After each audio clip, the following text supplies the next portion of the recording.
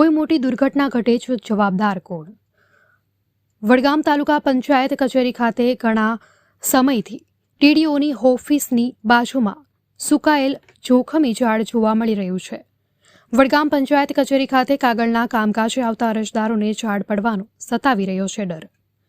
પંચાયત કચેરીની બાજુમાં કપડાં વેચાણની દુકાનો આવેલી છે.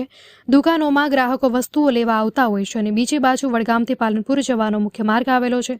સરકારી એસટી બસો અને પ્રાઇવેટ વાહનો રોજિંદા હજારોની સંખ્યામાં પસાર થતા હોય છે. આ મહાકાય ઝાડ કોઈ એસટી બસ ઉપર પડે, કોઈ મોટી દુર્ઘટના સર્જાય તો જવાબદાર કોણ? વડગામ તાલુકા પંચાયતના કર્મચારીઓ પોતાના પ્રાઇવેટ વાહનો સુકાયેલા ઝાડ નીચે પાર્ક કરતા હોય છે.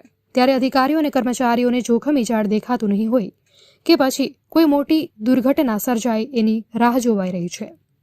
જો કોઈ મોટી દુર્ઘટના ઘટશે તો જવાબદાર કોણ? એવા અનેકો પ્રશ્નો લોકમુખે ચર્ચાઈ રહ્યા છે. અહેવાલ અનિલ કોળાતર, વડગામ.